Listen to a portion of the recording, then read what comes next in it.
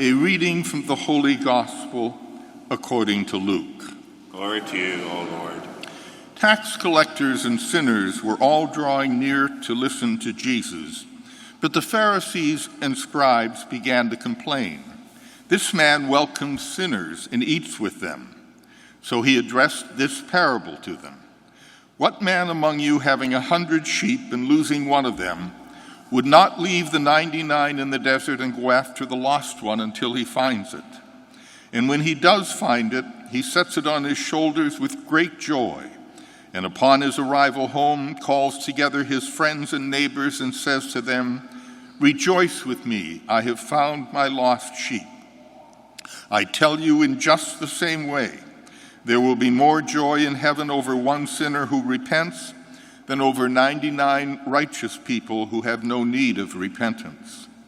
Or what woman, having 10 coins and losing one, would not light a lamp and sweep the house, searching carefully until she finds it? And when she does find it, she calls together her friends and neighbors, "Rejoice with me, I have found the coin that I lost." In just the same way, I tell you, there will be rejoicing among the angels of God over one sinner who repents. The Gospel of the Lord. Praise to you, Lord Jesus Christ.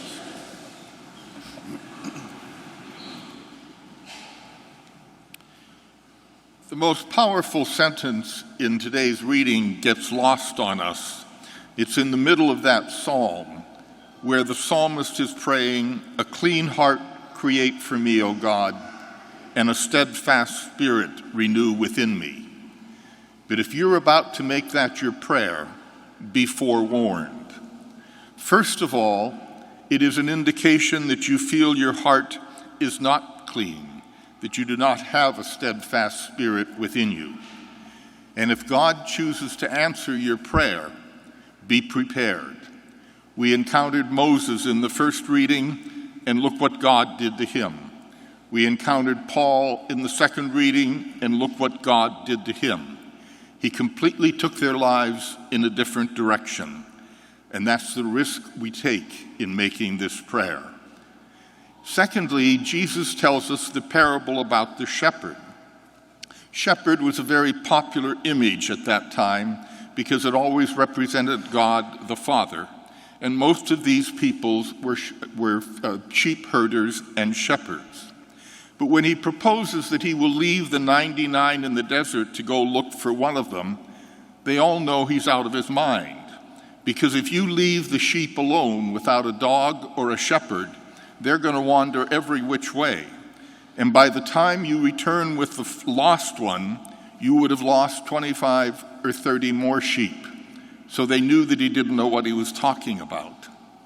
And the point of the story is simply that God does not think like you and I think.